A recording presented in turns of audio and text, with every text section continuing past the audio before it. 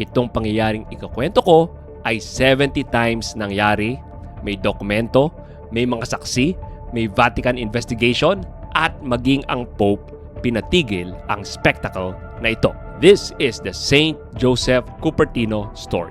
Lahat ng monasteryong inaplayan niya, ni-reject siya. Kaya si Joseph ay ordained by accident. Yung dating tigahugas ng plato, yung dating bumabagsak sa exam, yung dating rejected ng bawat order na pinuntahan niya, nakatayo na sa harap ng pinakamakapangyarihang tao sa simbahan. Bago tayo pumunta sa 70 times na lumipad ang ating bida, balikan muna natin kung sino ba talaga si Saint Joseph of Cupertino. May tanong ako sa inyo, anong klaseng santo ang rejected ng lahat? Pinanganak si Joseph sa Italy noong 1603 sa isang single mother dahil namatay ang tatay niya bago siya pinanganak. Dahil dyan ay lumaki siyang mahirap. Nung nasa tamang edad na siya, ay nag-apply siya bilang apprentice sa isang shoemaker. Kaso kulang sa skills at masyadong mabagal ang ating bida. Kaya hindi siya pumasa sa job interview.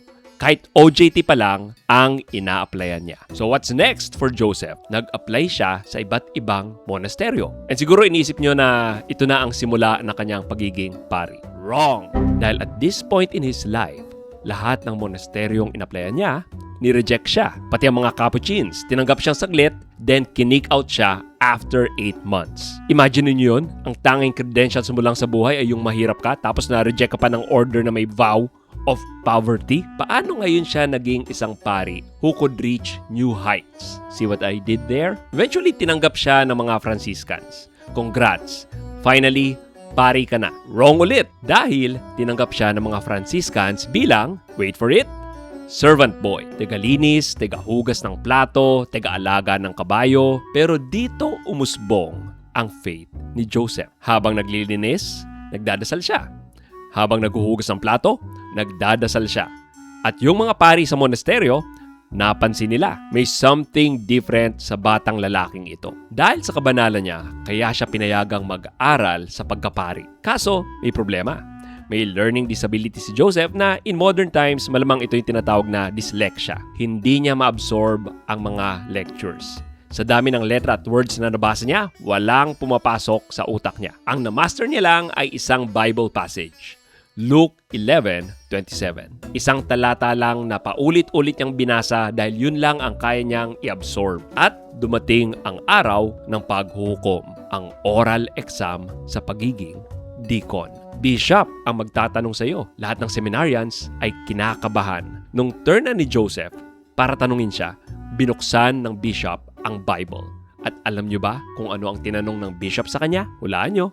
Exactly. Yung nag-iisang passage na alam niya. At syempre, nasagot ni Joseph ito eloquently. Pero kung sa diaconate pa lang, parang pumasa siya out of pure chance. Paano na kaya sa pagiging pare? Well, sa kanyang priestly ordination naman, yung mga naunang sumagot sa kanya sobrang gagaling. Kaya na-impress ang bishop sa buong batch. At pinasa na lang ang lahat ng walang exam, including Joseph. Kaya si Joseph ay ordained by accident. Pero coincidence ba ito? O may nag-design ng path para sa taong itong walang qualifications at rejected ng lahat in his early life? Okay, kailan ba si Joseph unang lumipad? Hindi sa battle, hindi rin sa exorcism, hindi sa grand stage, kundi sa misa. Pero bago ko ikwento kung paano ito nangyari, nandyan lang naman yung subscribe button sa harapan mo. Nandyan siya para pindutin mo. Kaya subscribe na para hindi kayo makamiss ng mga kwento gaya nito. I-like nyo din ang video and hit that notification bell. Alright, ipagpatuloy na natin. Isang ordinary day, nagdadasal lang ang mga praile at si Joseph, yung dating tigahugas ng plato, yung dating bumabagsak sa exam, biglang wala lang, lumipad. Kaya tinigil ang misa. Lahat ng praile nakatingala kasi si Joseph ay nasa ere. Hindi tumalon, hindi nagpapansin. Wala siyang ka-effort para lang siyang bumigat pero nasa itaas ang gravity. Nung una ay akala nila glitch lang ito sa programming ng mundo. One-time event lang, isang cosmic na pagkakamali. Kaso, nangyari ito ng paulit-ulit. Sa misa, lipad. Sa choir, lipad. Sa consecration, lipad. Tuwing makakakita siya ng imahe ni Mama Mary, tuwing maririnig ang pangalan ni Jesus, bigla na lang siyang whoosh! At eto pa ang problema. hindi niya kontrolado ang paglipad niya. Hindi gaya ni Superman. Yung mga praile na kasama niya, naalarma din. Bakit hindi? Imagine mo, nagdadasal kayo bilang komunidad tapos biglang may isang lumipad. Paano mo kaya i-explain yun sa inyong bishop? Tok, tok, tok. Your Excellency, may problema po kasi tayo eh. Alam mo yun, lumipad si Brother Joseph ulit. So, ano-ano pa yung mga weirdest flight stories niya? May time na lumipad siya papunta sa puno at nanatili doon ng 30 minutes, nakaluhod sa sanga. Then may time din na binuhat niya ang isang 36-foot cross habang nasa ere. Minsan din may mga aawit na biglang napakanta ng mataas na note dahil lumipad si Joseph papunta sa choir. Sobrang dami ng saksi sa paglipad ni Joseph. Mga pari, mga madre, mga laiko, mga hindi katoliko na umabot ang balita kay Pope Urban VIII. Ano kaya ang magiging reaksyon ng pinakamataas na pinuno ng simbahang katoliko sa phenomenon na ito? Si Joseph, na lumaki sa kahirapan, rejected ng marami at naging pari lang out of pure chance, haharap sa world stage. Kaya imaginein mo ito. Ikaw si Pope Urban VIII, nasa Vatican ka, nagpapatakbo ng buong simbahang katoliko, may mga hari kang kinakausap, may mga heresy kang pinaparusahan, may 30 years war na ongoing sa Europe, at may dumating na sulat mula sa isang maliit na monastery sa Italy. Your Holiness, may praile po kaming lumilipad. Then kung ikaw si Pope, malamang sinabi mo, sorry, anong meron kayo? Lumilipad po habang nagmimisa. Siyempre, bilang Santo Papa, hindi ka basta-basta maniniwala. Ang dami kayang nag-claim ng miracle sa panahon na yon. So, anong ginawa ni Pope Urban VIII? Pinatawag niya si Joseph sa Roma. At yan ang isang magandang lesson dito. Mas maganda kapag may importanteng meeting face-to-face, hindi sa Zoom lang. Pumasok si Joseph sa audience hall, yung dating tagahugas ng plato, yung dating bumabagsak sa exam, yung dating rejected ng bawat order na pinuntahan niya, ngayon nakatayo na sa harap ng pinakamakapangyarihang tao sa simbahan. Lumuhod siya para mag-bless sa Santo Papa. At habang nakaluhod siya, narinig niya ang pangalan ni Jesus. Oops! Hindi man lang kasi na-inform ang mga taga-Vatican tungkol sa trigger warning na ito. Kaya, sa harap mismo ni Pope Urban VIII, lumipad siya. Hindi sa misa ha? Hindi sa choir, hindi sa harap ng mga praile na sanay na sa kanya. Sa harap mismo ni Pope, yung taong hindi ka dapat nagpapakalat ng fake news. Yung tao din na may theologians on standby na handang i-debunk ang kahit na anong claim of miracles. So ano pa bang magagawa ni Pope?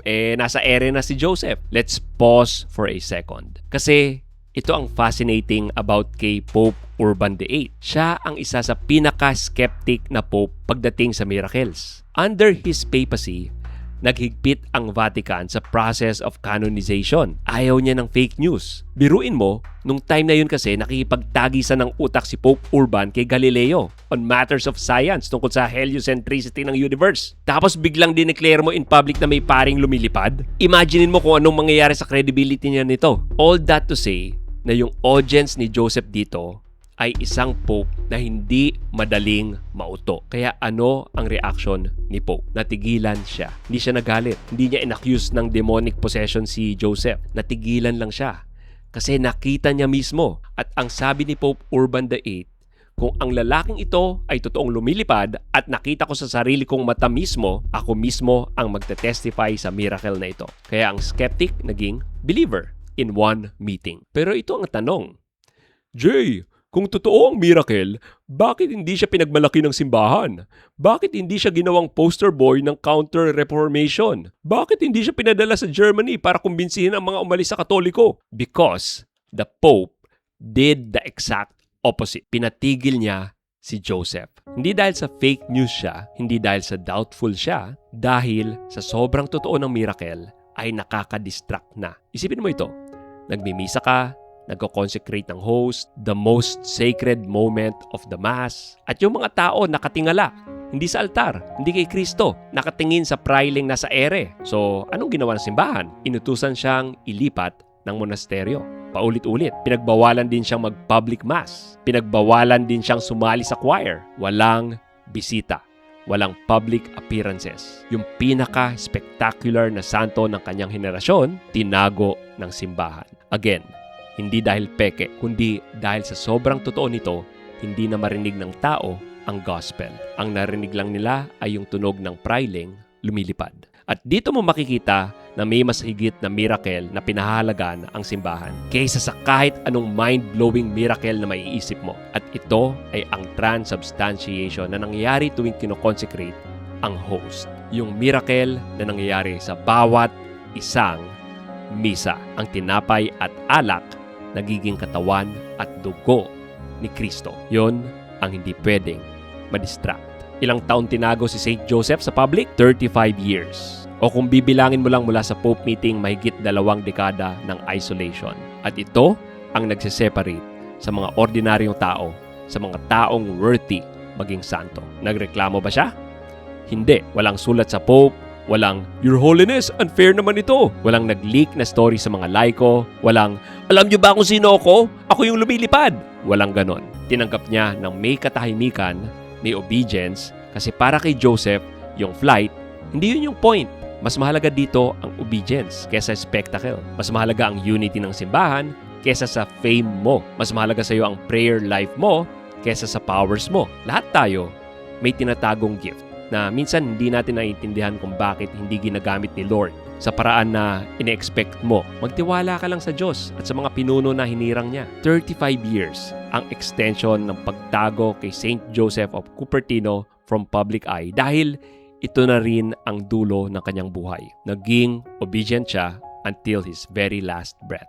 And of course, alam na natin ngayon na isa na siyang santo, si St. Joseph of Cupertino, na maraming hearts na na-convert after his lifetime. Patron saint ng si St. Joseph of Cupertino. Patron saint siya ng mga aviators, astronauts, bumabiyahe sa eroplano, dahil duh! Pero ito ang interesting. Patron saint din siya ng mga kumukuha ng exam. Dahil syempre, alam niyo na yung kwento kung paano siya naging pari. So, St. Joseph of Cupertino, pray for us. At kung umabot kayo sa point na ito ng video, pakitype naman sa comments, "Ang ganda ng twist!" para mahikayat ang iba to watch until the end. At pakilagay na rin ang inyong mga prayer intentions para maipagdasal natin ang isa't isa. And if you want to watch another saint video, eto naman, ang pinakamasamang tao sa kasaysayan na naging santo. Just click right here.